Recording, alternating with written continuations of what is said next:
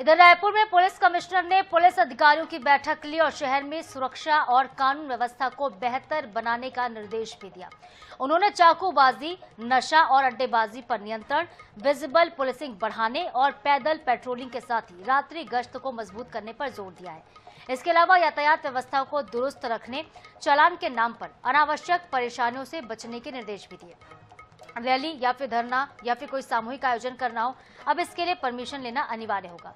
अधिकारियों को जनता की सुरक्षा और सुविधा दोनों का ध्यान रखने को कहा गया है पुलिस कमिश्नर की तरफ से। तो देखिए, जब से कमिश्नरेट सिस्टम लगा है तब से लगातार बैठकों का सिलसिला भी शुरू हो गया है।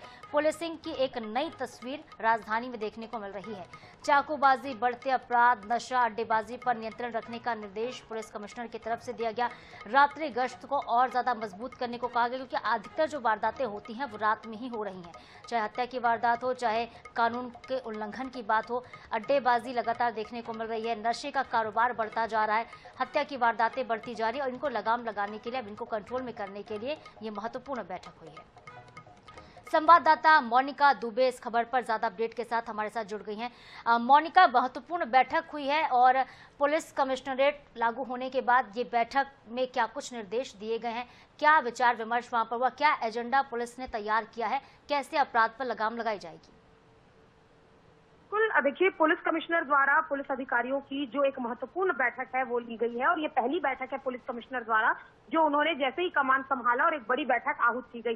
चाकूबाजी, नशा, अड्डेबाजी पर नियंत्रण के निर्देश दिए हैं। जिस तरीके से राजधानी रायपुर में खासतौर पर क्राइम का ग्राफ लगातार बढ़ता जा रहा है, जहां पर एक और गैंगवार की भी कई घटनाएं लगातार सामने आ रही है। चाकूबाजी, नशे का कारोबार तो ही साथ ही साथ कई ऐसे अवैधानिक जो व्यापार है उससे भी जुड़ी चीजें सामने आ रही है, जिसे लेकर एक बड़ी बैठक आहूत की गई। विजिबल पुलिसिंग और अधिक पैदल पेट्रोलिंग को और रात्रि गश्त को मजबूत करने के जो निर्देश है वो दिए गए हैं, क्योंकि रात में अक्सर राजधानी रायपुर का जो माहौल है वो लगातार बिगड़ता हुआ नजर आ रहा है। साथ ही साथ यातायात व्यवस्था को दुरुस्त करने, चालान के नाम पर अनावश्यक परेशान नहीं करने के निर्देश दिए हैं। यानी कि महत्वपूर्ण बात यह है कि चालान के नाम पर ट्रैफिक पुलिस द्वारा जिस तरीके से कई बार लोग परेशान होते हैं, कई बार कई चीजें निकलकर सामने आती है, उससे लेकर कड़े निर्देश दिए हैं। साथ ही साथ रैली, धरना, सामूहिक आयोजन जैसे कार्यक्रम हेतु जो अनुमति है वह लेना अनिवार्य होगा। यानी कि किसी भी तरीके का धरना प्रदर्शन, किसी भी तरीके की जो चीजें होंगी, अब वहां पर जो अनुमति है वह लेना होगा। उसके बाद ही प्रदर्शन,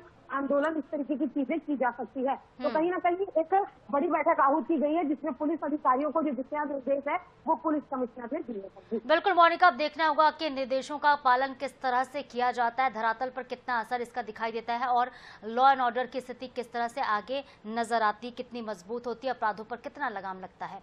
बहुत शुक्रिया तमाम जानकारी के लिए, सभी अपडेट्स के लिए।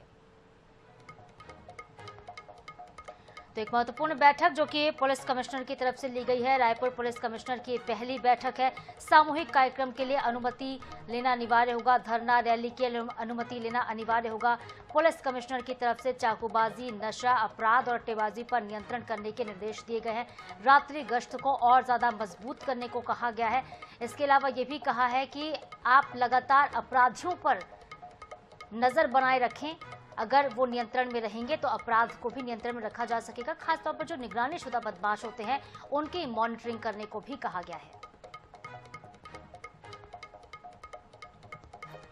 अगली खबर बीजापुर से है। बीजापुर के मद्देड़ थाना क्षेत्र में शनिवार को सुरक्षा बल ने माओवादियों के खिलाफ चलाए जा रहे एक ऑपरेशन के दौरान बड़ी सफलता हासिल की है।